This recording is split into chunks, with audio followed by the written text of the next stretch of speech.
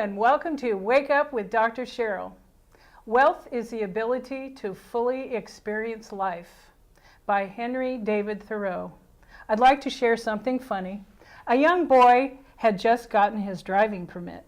He asked his father, who was a minister, if he could discuss to use his car. His father said to him, "I'll make you a deal.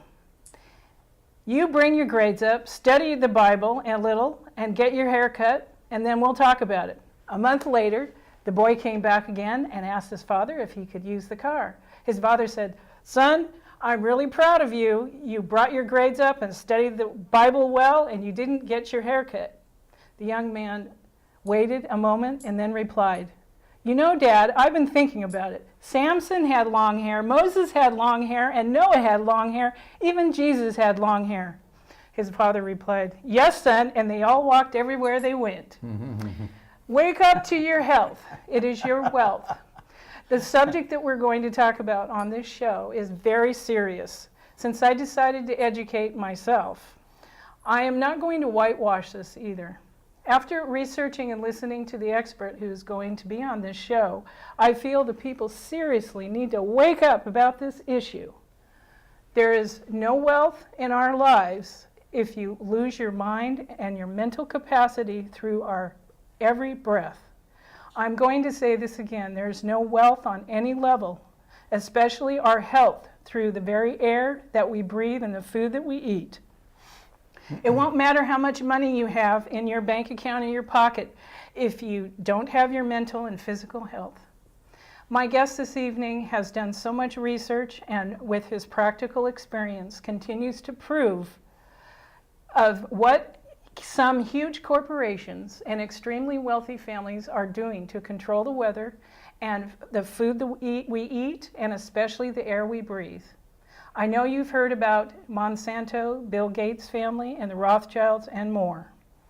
With this information you are about to hear, there is absolutely no doubt that you must wake up to the truth and get educated and stop this insanity.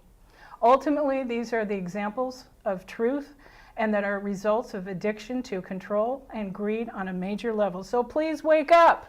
Our special guest this evening is Dane Wigington. Dane Wigington has an extensive background in solar energy.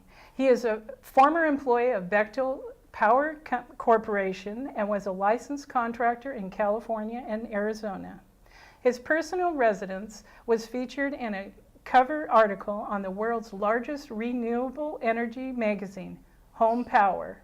He owns a 1,600-acre wildlife preserve next to Lake Shasta in Northern California. Dane started focusing his efforts and energy on geoengineering issue when he began to lose very significant amounts of solar uptake due to ever-increasingly solar obscuration caused from the aircraft spraying, as he also noted, significant decline in forest health, and began testing and research into geoengineering issue about a decade ago. He is the lead researcher for www.geoengineeringwatch.org and has investigated all levels of geoengineering, from chemtrails to HAARP, HAARP being HAARP. He assisted Michael Murphy with his production of What in the World Are They Spraying? And has appeared on an extensive number of interviews to explain the environmental dangers we face on a global level. Welcome, Dane. I know it's taken a few months for us to get to this level, but I'm grateful that we're here. And I have Kim Ireland here as well, which he was the first one that made me conscious of looking up and noticing the devastation of the chemtrails. So welcome. Thanks, Cheryl. Thank you, Kim. Thanks. This is the third part of a two-part series, which I thought was only going to be two, but there's so much viable and valuable information with Dane Wigington that we're extending it. And after this, we're going to show you a trailer for Why in the World Are They Spraying, to give you more information and insight on chemtrails and climate control. Thanks for watching.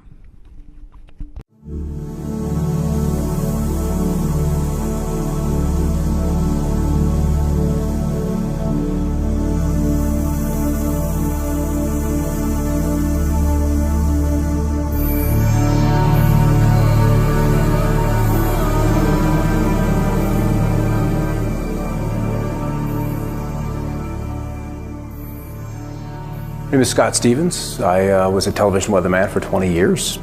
These chemtrails are absolutely required to impact whatever weather event they were designing. And the trails were an absolute necessary ingredient for them to achieve their weather modification goals.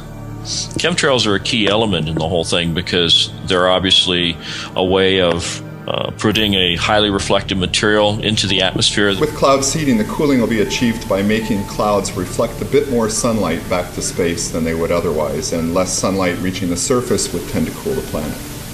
So let's say we were doing geoengineering because we wanted to make the weather a little bit better. The more we see these trails in the sky, the less rain we get.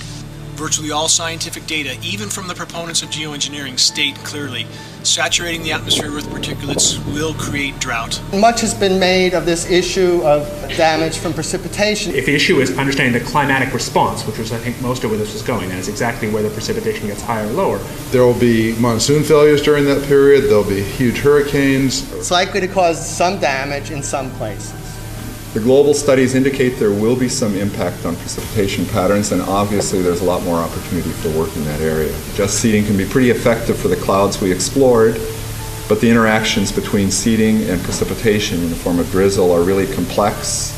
So we're finding the aerosols, the metal particulates, the weather engineering, whether it's scalar, ionic, or orgone, or the chi of the atmosphere. All of those can be used and leveraged to create weather events that are several standard deviations or outside what would be typically normal. Before jumping on the chemtrail bandwagon was I needed a motive. Without a motive, you can't say what they're doing and why they're doing it. You have to have a motive. Weather derivatives are products that commercial hedgers would use, such as an insurance company or an energy company, to hedge risk that's associated with weather. Precipitation or a hurricane or general heating days is what they're basically called. Certain temperatures or higher temperatures are going to associate with more energy, so they're going to want to hedge that risk. If you can structure a product where you say, okay, I'm going to buy insurance against it raining more than 10 inches in this area. If my risk is say $1 million, but I'm insuring for $10 million, and then I can make it rain and collect the premium on the $10 million, of course. So the agenda was drought. The agenda was to kill the storm, at least in that one particular spot. You're reducing the food security of people through deploying these kinds of approaches that potentially 2 billion people could have their food disrupted by such interventions. It affects farmers by their ability to plan what they're going to be growing. You see a tremendous and significant loss of property and crop production. Many times this will cause farms to go out of business, and when farmers go out of business, they usually have to sell, and then if there's somebody waiting in the wings to buy their land and then turn that land over to the production of genetically modified crops, you can see where there would be kind of a strategic advantage there. The fact that it's cheap isn't necessarily a good thing at all, as I'll come to in a second. The fact that it's cheap is part of the hard problem of governance. The fact that it's cheap means any small state or even conceivably individuals could do this, and that is a very dangerous thing. There's only probably under $10 million per year, and maybe far less than that, being spent on geoengineering research. It's a mix of a handful of government grants and some private money, including support from Bill Gates. There is a line of research on what's called geoengineering. The climate getting worse means that many years their crops won't grow. There'll be too much rain, not enough rain. Things will change in ways that their fragile environment simply can't support. Bill Gates invests in geoengineering and he profits from the destruction through his investment in Monsanto. Monsanto is coming in and they're saying, we have a solution for your problems. Basically, if you control the weather and the seed source, you essentially control all food production. You can kill a storm in place. That's easy to do with HAARP. You just change the polarization, you change the ionization of the atmosphere, and the storm will fall apart. HAARP is actually an acronym for High Altitude Active Aurora Research Program, and it in the patents for the HAARP system, it describes what is detailed as ionospheric heating. Creates situations where crops are either so severely flooded that they're destroyed. And so it's very easy to add those particulates of aluminum, barium, and whatever else they want to put in there. And as you add heat to that, those particulates then radiate the heat into the atmosphere and it warms. Let's just say the storms can develop more violently, more quickly, in places that are not necessarily as where you would expect them to be. We have altered weather patterns that are also stated as consequences of geoengineering. Since these global weather modification programs appear to have been ramped up so radically in the last decade, our weather here has changed unimaginably. And we've got technologies available to us now that can do, continent-sized projects. Is all of the persistent trails behind it. So that tells me, Michael, that they are engineering this storm to a great degree. Now, all of this stuff is chemtrail debris or chemtrail clouds that had been laid down over Utah and over southern Colorado earlier in the day. What we see in the sky matches virtually all geoengineering patents. The fact that hundreds of lab tests taken from all over the globe match exactly the ingredients stated in geoengineering patents as primary elements. But not very much. And there's certainly uncertainty about how bad those effects will be, but they will be extremely bad. One of the most hardy brush forms known, the manzanita, and it looks like it's been hit with insecticide. And we're seeing this throughout the ecosystem. And there's virtually no growth, and we see whole plants, whole mature plants, 50, 60, 70-year-old, almost trees, die out for no reason whatsoever that we can find other than the contaminated soils. So if it's in the rain, it's in the soil. And now we see incredibly hardy organisms dying for no other cause that we can find other than the contamination in our rain from these aerosol operations. And so you get ecosystem collapses. And if you control the weather, you're going to control the planet. It's that simple. Since the release of What in the World Are They Spraying, millions of people have woken up to these crimes against nature and humanity. We believe the next prudent step, not only in waking, but also activating millions of more people and moving closer towards holding the governments and corporations responsible, accountable, is addressing the weather control aspect of these damaging programs. So see the website right at the bottom of your screen and see how you can get involved in bringing this message out to millions of people. The work we're doing will provide cover for others to come out. And I'm most interested in whistleblowers. Our future.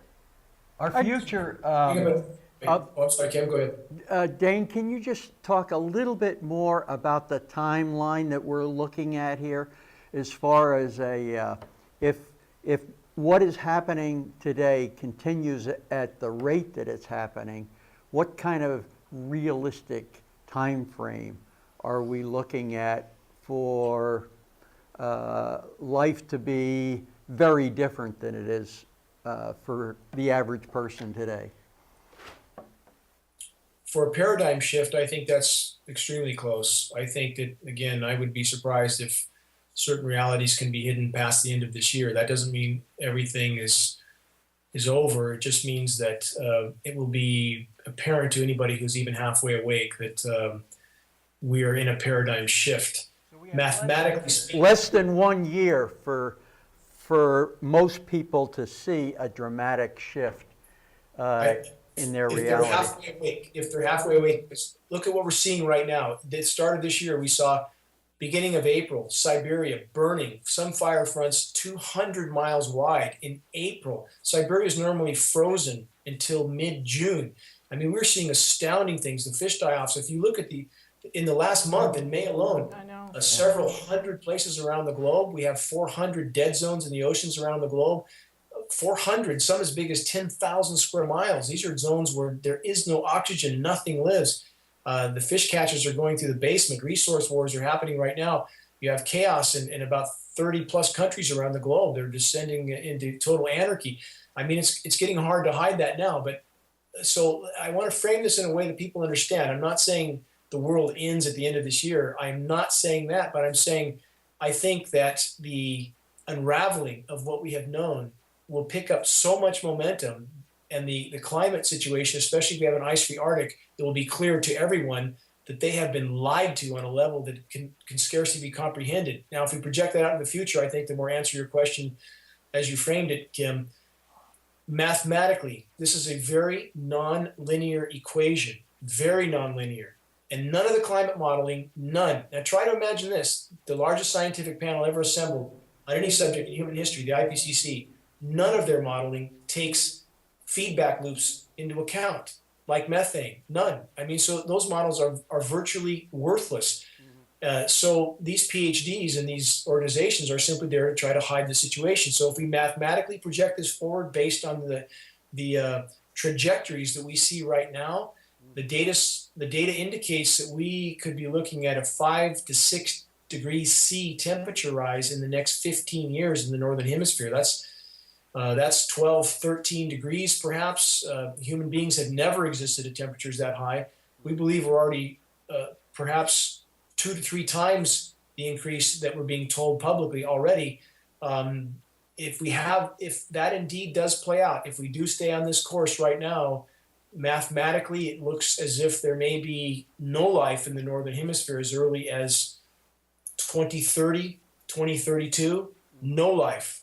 And that doesn't mean everything chugs along till that point. And anybody who wants to see the full gambit of feedback loops, about 29 that are identified right now, Guy McPherson of UC Arizona, Professor Emeritus UC Arizona, has done a great job of outlining the feedback mechanisms. He's part of the AMIG group, the Arctic Methane Emergency Group. So quite simply, you have the whole science community and the whole media establishment virtually ignoring a methane time bomb going off in the Arctic right now, and ignoring the climate engineering elephant in the room that's fueling the fire, helping to fuel it, along with a lot of other causes. If we were to, as humanity, to get a grip on this and to stop this control, this playing of God, because that, to me, it's playing God, we can, because Mother Earth is pretty strong. I think if we were to get this to stop, Mother Earth could repair herself and heal. But, you know, the point is, we have to just stay on this to stop this madness. Cheryl, I agree with you completely in that regard, that life is so incredibly tenacious, but you can't put a straitjacket on it, throw it in the water and expect it to swim. It won't happen. The Earth is in a virtual straitjacket right now with climate engineering. All of its life support systems are being completely hampered from top to bottom. This is, if we could bring the climate engineering to light, it would cause a shockwave around the globe. I think it would topple governments around the globe, power structures around the globe, because people would understand not only are they expendable, they're a liability to the power structure. 2, if we could stop the climate engineering and the planet could respond, the hydrological cycle would increase radically. We would not have protracted drought through the West, boreal forests that are dying, boreal forests that instead of absorbing carbon are emitting carbon. We would have a radically increased hydrological cycle because the atmosphere holds 7% more moisture for every degree of warming Fahrenheit. It's the planet's response mechanism. The hotter it gets, the more it rains. The more acid is in the rain as there's more CO2. So you have a carbon stimulant there as long as the soil minerals will support that extra growth. But that's the planet's response mechanism. It has to be allowed to happen. And Cheryl, I fully agree with you. The moment they stopped spraying here, in fact, they stopped for a little bit in the spring, and there was actually some life coming up because the rain that was falling wasn't tainted with aluminum. And life immediately wants to respond. It just can't take the constant poisoning and disruption of Earth's life support system. So I agree with your point. I mean, and this has been my mantra all along, we must stop these programs and allow the planet to respond.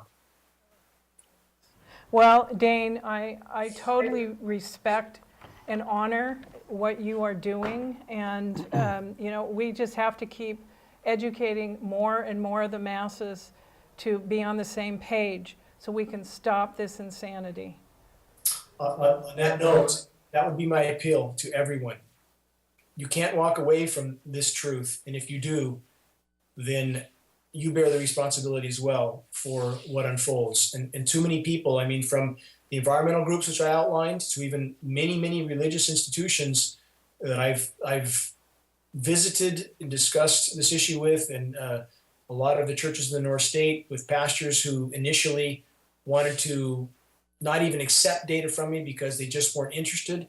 I was able to shame most of those groups into accepting the data, and that their own scripture does not allow them to turn a blind eye, if you will. And so that type of avoidance and denial must be overcome. And all of us need to understand that this is not something you can sit the bench on. Everyone is needed in this fight, absolutely everyone. And if everyone pulls together, we will get this to the light of day. And if we can do that, I believe the dominoes would fall.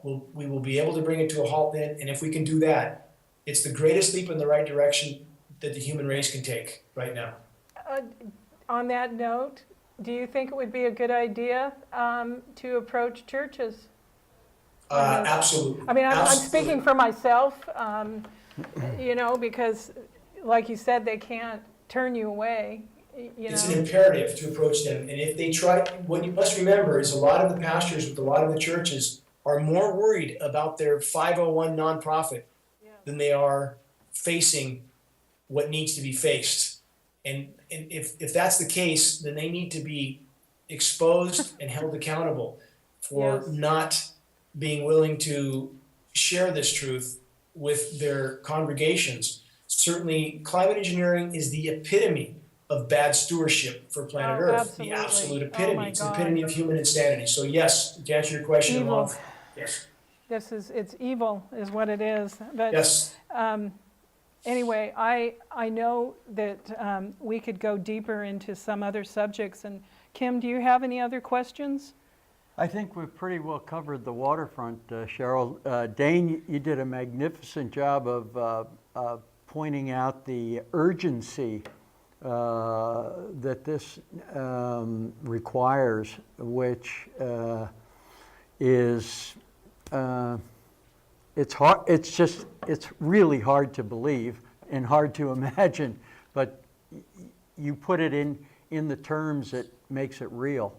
Well, as far as I can, you know, listening to you and your past interviews, et cetera, and all the study you've done, there's absolutely no doubt.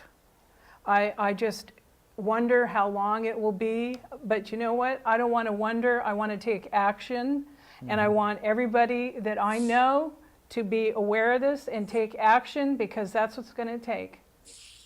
And not if one point I could make that I didn't cover before, people need to understand there is much more to geoengineering than seeing horizon to horizon trails on an otherwise clear day. If you're not looking at blue sky and white clouds, if you're looking at other colors, this silvery white sky or these cobweb clouds, there is so many aerosols in the air. People don't even know what a blue sky looks like anymore. So again, people should not be deceived with the fact that this is not just the in-your-face trails. Most of the climate engineering goes on above existing aerosol canopies where the jets aren't so visible and the clouds tend to melt together where you don't see the blue horizon, or if you see a white cloud on the horizon, it's blent in with a white background. You can barely make it out. If you don't see blue sky and white clouds, you have an atmosphere full of aerosols, which is almost all the time. So people need to understand that.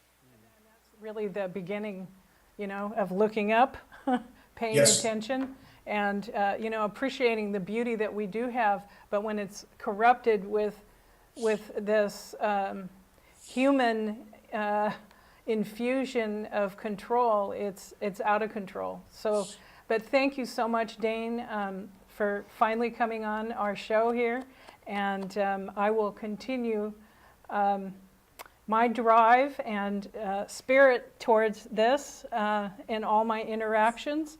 And thank you, Dane. No, I appreciate it. Appreciate you working with me doing it with Skype. I've had a very brutal couple months just trying to keep up, and I'm falling further behind by the day. So I appreciate you working with this. Absolutely.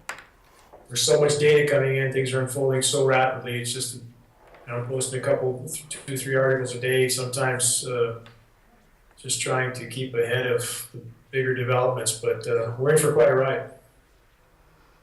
Well, I'm talking about it whenever I have an opportunity. Good. In fact, I have a party to go to tomorrow, and she asked me specifically to talk about it. Good. That's excellent. So. Do